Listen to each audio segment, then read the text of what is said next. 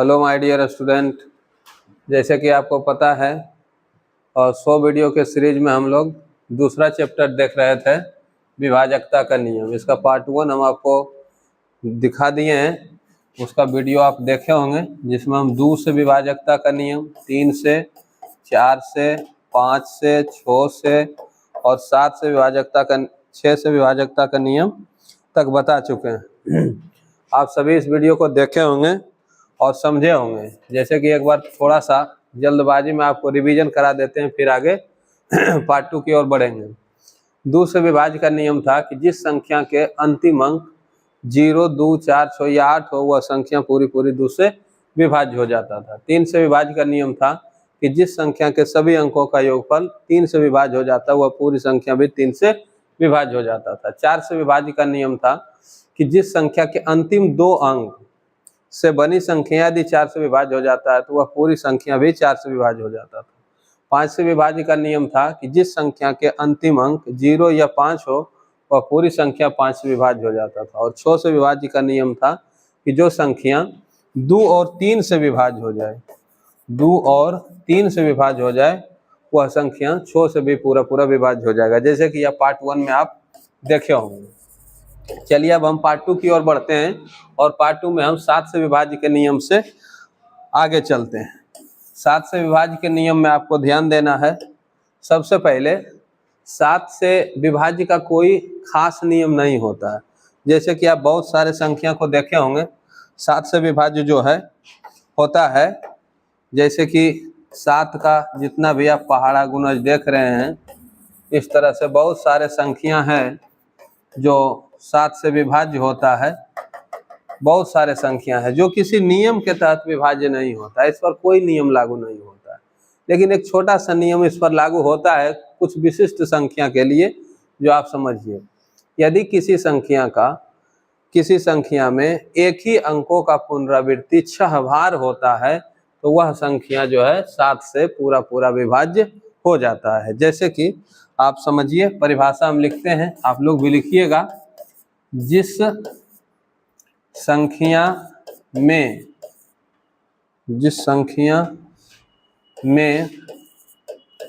किसी एक ही अंकों की पुनरावृत्ति 6 बार होता हो, वह पूरी संख्या जो है, वह पूरी संख्या 7 से विभाज्य होती है। 7 से विभाज्य होती है। आप इसको एग्जाम्पल से समझिए। एक तो आप ये देख लिए कि जितने भी संख्या है, इस तरह का संख्या जो है 7 से विभाज्य होता है, जिस पर कोई विशेष नियम नहीं लगता है। उसके बाद हम आगे की संख्या को देखते हैं जो एक ही अंक 6 बार हो रहा है। जैसे अगर मान लीजिए कि 1 जो है 6 बार आ जाता है इस तरह से, तो यह संख्या जो है 7 से विभाज्य हो जाती है। उसी तरह से अगर 2 भी 6 बार आ जाता है, तो यह संख्या भी 7 से विभाज्य हो जाती है। इसी तरह से कोई भी अंक, मान लीजिए कि 5 ही है और वह जो है 6 बार आ रहा है, तो वह संख्या भी 7 से विभाज्य हो जाती है। यानी कोई भी अंक यदि 6 बार आ रहा है, या फिर 12 बार आ रहा है, या फिर 18 बार आ रहा है, तब वह संख्या 7 से विभाज्य हो जाता है। इस पर एक और सीरीज लागू होता है। जैसे कि इस तरह से भी अगर कोई संख्या 6 अंकों का बनता है, जिसमें अलग अलग प्रकार के अंक है, लेकिन इस तरह का सीरीज बनाकर अगर वह 6 अंक होता है, तो इस प्रकार के संख्या भी जो है 7 से विभाज्य हो जाता है। कोई भी 2 अंकों से अगर इसको इस तरह से लिखा जाए, तो यह संख्या भी 7 से विभाज्य हो जाता है। लेकिन 7 का कोई विशेष नियम नहीं है जो सभी संख्याओं पर लागू होता है। आप 7 का नियम समझ गए। इसी तरह से आगे बढ़ते हैं और 8 से विभाज्य का नियम को देखते हैं। 8 से विभाज्य का नियम, 8 से विभाज्य का क्या नियम है? जैसे कि आप 2 से विभाज्य का नियम और 4 से विभाज्य का नियम जो है पढ़ चुके हैं। 2 क्या कहता था कि अंतिम का एक अंक अगर 2 से कटता है तो पूरा संख्या 2 से कट जाएगा। 4 कहता था कि अंतिम का 2 अंक से बनी संख्या अगर 4 से कटता है तो पूरा संख्या 4 से कट जाएगा। उसी तरह से 8 भी उसी नियम पर आधारित है। यह कहता है कि अगर किसी संख्या के अंतिम 3 अंकों से बनी संख्या यदि 8 से विभाज्य हो जाता है तो वह पूरी संख्या भी 8 से विभाज्य हो जाएगा। जैसे यह नियम कहाँ से आया आप इसको समझिए। जैसे 2 का जो है पावर 1 करने पर 2 आता है, 2 का पावर 2 करने पर 4 आता है और 2 का पावर 3 करने पर 8 आता है। यहीं से आपको नियम को पकड़ना है कि यदि 2 से विभाज्य का नियम पूछे तो उस संख्या के अंतिम का 1 अंक कटना चाहिए। 4 से विभाज्य का नियम पूछे तो उस संख्या के अंतिम का 2 अंक कटना चाहिए। और 8 से विभाज्य का नियम पूछे तो उस संख्या के अंतिम का 3 अंक से बनी संख्या कट अगर जाती है तो समझ लीजिए कि वह पूरी संख्या भी 8 से विभाज्य हो जाएगी। चलिए आप पहले परिभाषा को देखिए। जिस संख्या के अंतिम 3 अंकों से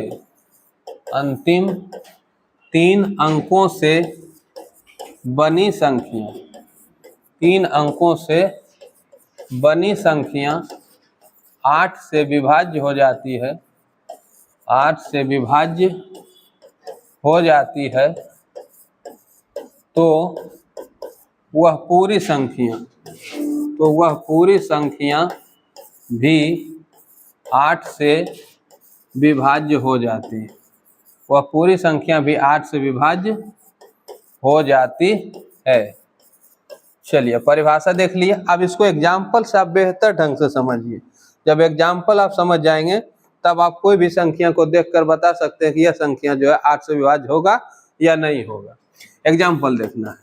एग्जाम्पल हम ले रहे हैं, बहुत बड़ी संख्या ले लेते हैं जिसमें आपको बिना भागा दिए हुए बता देना है कि यह संख्या जो है 8 से विभाज्य है या नहीं।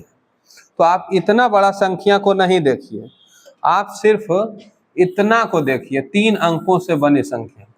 और 3 अंकों से बनी संख्या जो है 512 हो, और 512 जो 8 से विभाज्य होता है। और जैसे ही 512 8 से विभाज्य है, पकड़ लिए कि यह पूरी संख्या भी 8 से विभाज्य है। आप इसको भाग देकर देख सकते हैं, श्योरली कट जाएगा।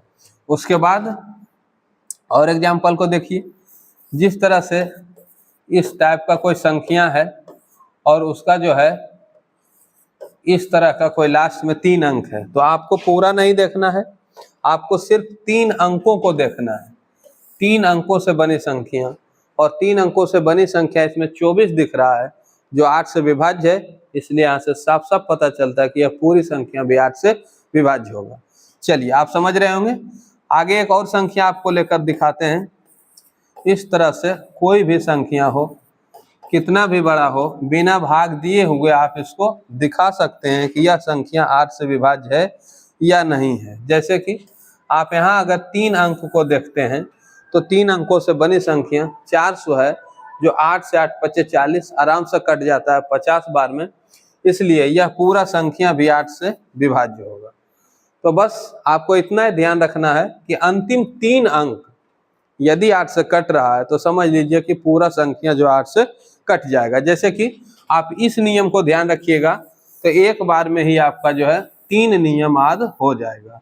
जैसे कि 2 के पावर 1 करने पर 2 आता है, 2 के पावर 2 करने पर 4 आता है, और 2 के पावर 3 करने पर 8 आता है। तो अगर अंतिम का 1 अंक कट रहा है तो वह संख्या 2 से विभाज्य होगा, और अंतिम का यदि 2 अंक कट रहा है तो वह संख्या 4 से विभाज्य होगा, और अंतिम का यदि 3 अंक कट रहा है तो वह संख्या 8 से विभाज्य होगा। उम्मीद करते हैं कि आप 8 से विभाज्य का नियम समझ गए होंगे। चलिए अब हम 9 से विभाज्य के नियम को देखते हैं। 9 से विभाज्य के नियम को देखिए। 9 से विभाज्य का नियम, 9 से विभाज्य का नियम क्या है? तो यह संख्या जो है 3 का गुणज है। 3 का गुणज 9 है। तो 3 का नियम क्या था, वहां से आपको याद करना है कि 3 का नियम था कि यदि किसी संख्या के सभी अंकों का योगफल यदि 3 से विभाज्य हो जाए तो वह पूरी संख्या भी 3 से विभाज्य हो जाएगा। उसी तरह से 9 से नियम है कि यदि किसी संख्या के सभी अंकों का योगफल 9 से विभाज्य हो रहा है तो वह पूरी संख्या भी 9 से विभाज्य हो जाएगा। चलिए इसको लिख कर दिखा देते हैं, आप लिख लीजिएगा। 9 से विभाज्य का नियम है, जिस संख्या के सभी अंकों का योगफल, जिस संख्या के सभी अंकों का योगफल 9 से विभाज्य है, 9 से विभाज्य है, तो वह पूरी संख्या भी 9 से विभाज्य हो जाएगा, 9 से विभाज्य हो जाएगा। चलिए, जैसे कि आप यहाँ देख रहे हैं कि जिस संख्या के सभी अंकों का योगफल 9 से विभाज्य है, वह पूरी संख्या भी 9 से विभाज्य होगा। तो एग्जाम्पल आप समझिए, एग्जाम्पल है इस तरह से कोई भी संख्या मान लीजिए कि लिखा हुआ है और आपसे पूछा जा रहा है कि यह संख्या 9 से विभाज्य है या नहीं। तो इसके अंतिम अंक और पहले का अंक कुछ नहीं देखना, इसको सीधा सभी अंकों को जोड़ना है। जैसे कि हम जोड़ते हैं 2 4 6, 6 5 11, 11 4 15, 15 3 18, 18 2 20, 20 4 24। इसका योगफल 24 आ रहा है। 24 आ रहा, तो आपको देखना क्या 24 9 से विभाज्य है? 24 9 से विभाज्य नहीं है, इसलिए पूरा संख्या जो है 9 से विभाज्य नहीं होगा। लेकिन आप समझिए इसको, अगर इस संख्या को इस तरह से लिख देता है और लिखने के बाद यहाँ जो है खाली स्थान छोड़कर फिर 2 4 दे देता है, तो हमको पता है कि इसका योगफल जो है 24 आ रहा है। और आपसे पूछेगा कि इस स्थान पर जो है कौन सा अंक छोटा से छोटा लिखा जाए, यह पूरी संख्या जो है 9 से विभाज्य हो जाएगा। तो हम जाने कि इसका योगफल 24 आ रहा है। अगर हम यहाँ 3 लिख देते हैं, तो इसका योगफल 27 हो जाएगा और यह पूरी संख्या जो है 9 से विभाज्य हो जाएगा, क्योंकि इसका योगफल 27 हो रहा है और यह संख्या अगर 9 से कट रहा है तो यह पूरी संख्या भी 9 से कट जाएगा। तो इस तरह का जो है 7 8 में क्वेश्चन देता है, कुल अंक सभी अंक को दे देगा और बीच में एक अंक को खाली छोड़ देगा और आपसे पूछेगा वह छोटी से छोटी कौन सी अंक है जिसको उसमें रखने पर पूरी संख्या 9 से विभाज्य हो जाएगा। अर्थात कहने का मतलब यह हुआ कि आपसे कोई संख्या अगर दिया हुआ है तो उसके अंकों को जोड़कर आप देखिए, अगर जोड़ने के बाद जो योगफल आता है अगर वह संख्या 9 से विभाज्य हो जाता है, इसका मतलब हुआ कि पूरी संख्या भी 9 से विभाज्य हो जाएगा। जैसे 5 4 9, 3 12, 2 14, 4 18, 6 24, 5 29 आ रहा। अगर हम इसमें कहीं भी 1 डाल देते हैं तो इसका योगफल 30 आ जाएगा। इसका मतलब यह संख्या तो अभी भी 9 से नहीं कटेगा, इसलिए इसको अगर हम कहीं छोड़ डाल देते हैं तो इसका योगफल 36 हो जाएगा। जो संख्या जो है पूरा 36 योगफल आ रहा है, इसलिए संख्या 9 से विभाज्य हो जाएगा। तो 9 से विभाज्य के लिए आपको सभी अंकों को जोड़ना है ताकि उसका योगफल यदि 9 से विभाज्य हो जाएगा तो पूरी संख्या भी 9 से विभाज्य हो जाएगा। आप समझ चुके होंगे। और इसका एक तरीका है कि अगर कोई बड़ा संख्या दिया हुआ है और जिसको जोड़ने में ज्यादा समय लग रहा है, तो आप ऐसा कर सकते हैं कि इसका योगफल 5 4 9 हो रहा है तो 9 से कटेगा, इसको छोड़ दीजिए। फिर 3 2 5, 5 4 9 हो रहा है, फिर इसको भी छोड़ दीजिए। फिर इसको पकड़िए 5 6 11, 11 1 12, अब 12 6 18। देखिए अब बस आपको इतना ही जोड़ना है कि 18 आया, 9 से कट रहा है, इसका मतलब पूरा संख्या 9 से कट जाएगा। एक बार फिर से इसको समझ लीजिए, जो संख्या 9 से विभाज्य हो रहा है अगर योगफल में वो आ रहा है तो उसको आप छोड़ के भी आगे बढ़ सकते हैं, पूरे के पूरे संख्या जोड़ने की कोई जरूरत नहीं है। जैसे 5 4 9 आया तो हम समझ गए कि 9 तो कटेगा, इसको छोड़ दिए। 3 2 5, 5 4 9 आया, इसको भी छोड़ दिए। 6 5 11 12, 12 6 18, 18 आया, इसका मतलब लास्ट में हमको देखना है कि जो लास्ट की संख्या आया वो 9 से कट रहा है या नहीं। इसका मतलब हुआ यह संख्या भी पूरा के पूरा 9 से विभाज्य हो जाएगा। चलिए अब हम आते हैं 10 के विभाज्य के नियम में। 10 से विभाज्य का नियम, 10 से विभाज्य का नियम समझिए। सबसे पहले बहुत आसान है, सबसे आसान है 10 के विभाज्य का नियम। पहले आप एक बार 10 का पहाड़ा लिखकर देख लीजिए, आपको इससे ही उसका नियम पता लग जाएगा। देखिए 10 का ये पहाड़ा है, इसको जितना दूर तक लिखते जाएंगे, जितना दूर तक हम इसको लिखते जाएंगे, इससे साफ निष्कर्ष निकल रहा है कि इसके अंतिम का जो एक अंक है वो हमेशा हमेशा हमेशा सिर्फ व सिर्फ शून्य आ रहा है, सिर्फ शून्य आ रहा है। साफ निष्कर्ष निकल रहा है कि 10 के पहाड़ा अगर आप कितना ही लिख दें तो उसके इकाई अंक जो है शून्य होगा, शून्य के अलावे कोई नहीं होगा। यहाँ से एक परिभाषा इसका निकल गया कि संख्या चाहे कितना भी बड़ा हो या कितना भी छोटा, बस उसका इकाई अंक शून्य होना चाहिए। तो इसका परिभाषा बन जाता है जिस संख्या का इकाई अंक शून्य हो, इकाई अंक शून्य हो, वह पूरी संख्या 10 से पूरा विभाज्य हो जाएगा। तो आप यहाँ से समझ गए कि सिर्फ इकाई अंक हमको देखना है, संख्या चाहे कितना बड़ा रहे, कुछ भी रहे, अगर उसका इकाई अंक शून्य हो रहा है इसका मतलब वह पूरा संख्या जो है 10 से विभाज्य हो जाएगा। इसको आप ऐसे भी कह सकते हैं जिस संख्या के अंतिम में कम से कम एक शून्य हो, कम से कम एक शून्य हो, वह संख्या जो है पूरा 10 से विभाज्य हो जाएगा। जैसे एग्जाम्पल आप देख लीजिए, संख्या इस तरह से कोई लिख दिया है और पूछेगा क्या यह संख्या 10 से पूरा विभाज्य हो जाएगी, तो नहीं होगा, क्योंकि इसके अंतिम में शून्य नहीं है। अगर इसके अंतिम में एक शून्य दे दिया जाए तो यह संख्या जो है पूरा 10 से विभाज्य हो जाएगा। तो कोई भी संख्या हो, किसी भी तरह का संख्या हो, कितना भी बड़ा संख्या हो, सिर्फ अंतिम में होना चाहिए शून्य। इसी तरह से यह संख्या जो है 10 से विभाज्य हो जाएगा। 10 का नियम बहुत ही आसान था, आप समझ चुके होंगे।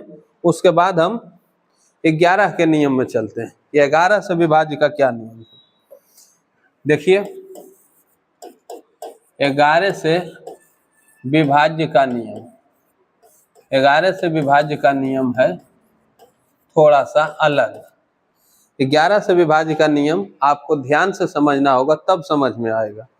11 कहता है कि यदि किसी संख्या के अल्टरनेटिंग अंकों के योगफल का अंतर, फिर से एक बार सुनिए, यदि किसी संख्या के अल्टरनेटिंग अंकों के योगफल के अंतर यदि 11 से विभाज्य हो जाता है या शून्य हो जाता है, तो समझ लीजिए कि यह पूरी संख्या जो है 11 से विभाज्य हो जाएगा। एग्जाम्पल, अब पहले आप परिभाषा लिख लीजिए। जिस संख्या के अल्टरनेटिंग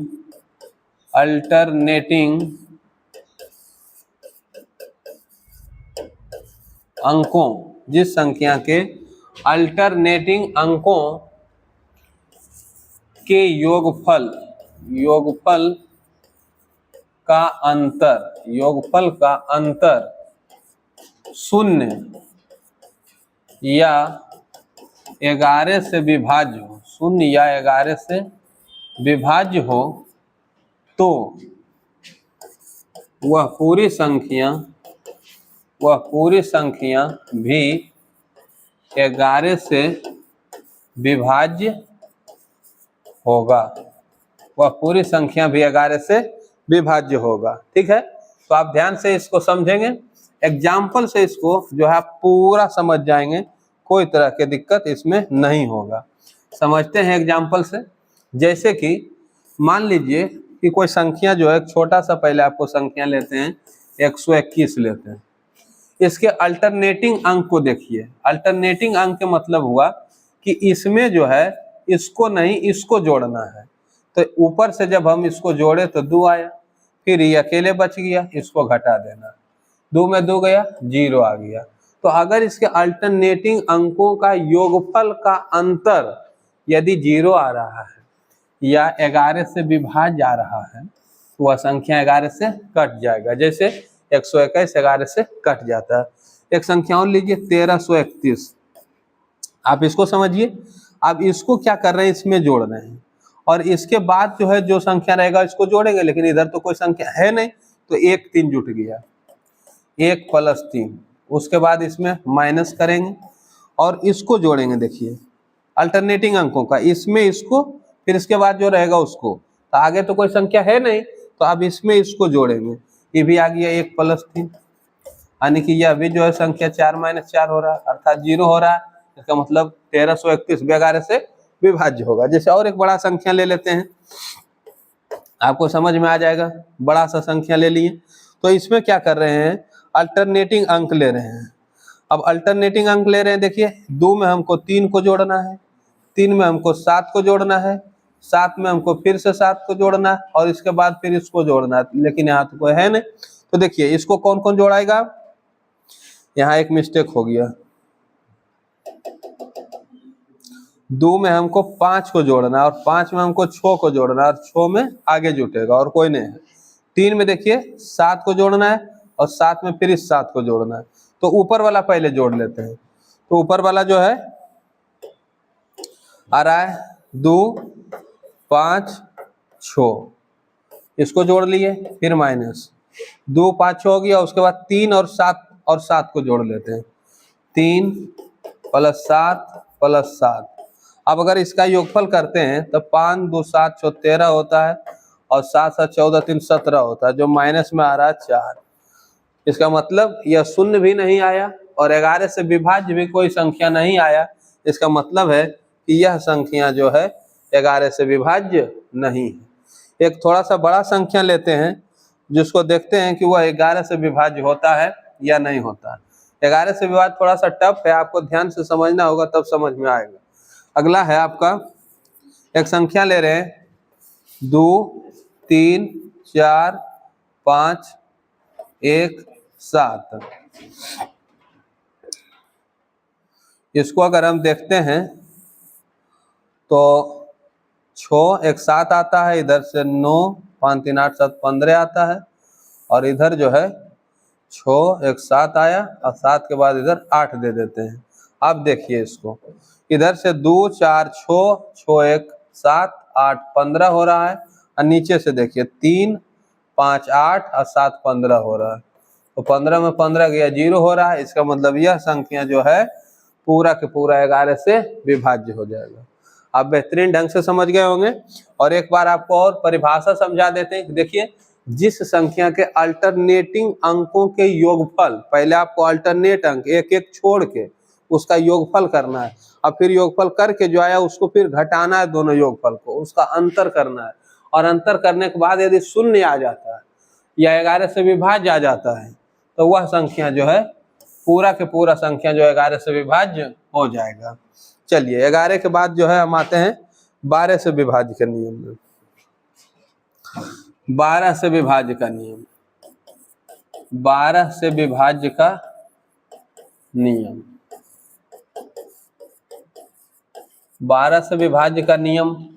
12 से विभाज्य क्या होगा, कौन सी संख्या 12 से विभाज्य होगा? तो यहाँ से एक नियम आपको पकड़ना है कि देखिए 12 जो है कौन कौन संख्या के गुणनखंड से प्राप्त होता है। तो 2 × 6 भी 12 होता है, और 3 × 4 भी 12 होता है। तो इसमें से आपको सह अभाज्य संख्या को लेना है, वैसे युग्म को लेना है जो सह अभाज्य हो, अर्थात उसका मोसो जो हो 1 हो। आपको पहले वीडियो में हम पढ़ा चुके हैं सह अभाज्य संख्या जिसका मोसो 1 होता है, HCF 1 होता है। तो यहाँ जो है HCF हम निकालते हैं तो 2 6 का HCF 2 हो जाता है, और 3 4 का HCF 1 होता है। तो हम 12 के इस गुणनखंड को लेंगे, और यदि इस गुणनखंड को आप देख रहे हैं तो 12 से विभाज्य का नियम यहीं से बनता है, यहीं से 12 से विभाज्य का नियम बनता है कि जो संख्या 3 और 4 से विभाज्य हो जाता है वह पूरी संख्या 12 से भी विभाज्य हो जाता है। तो इस तरह से आपको लेना है 12 से विभाज्य का नियम, और लिखते हैं जो संख्या 3 और 4 से विभाज्य हो जाता है,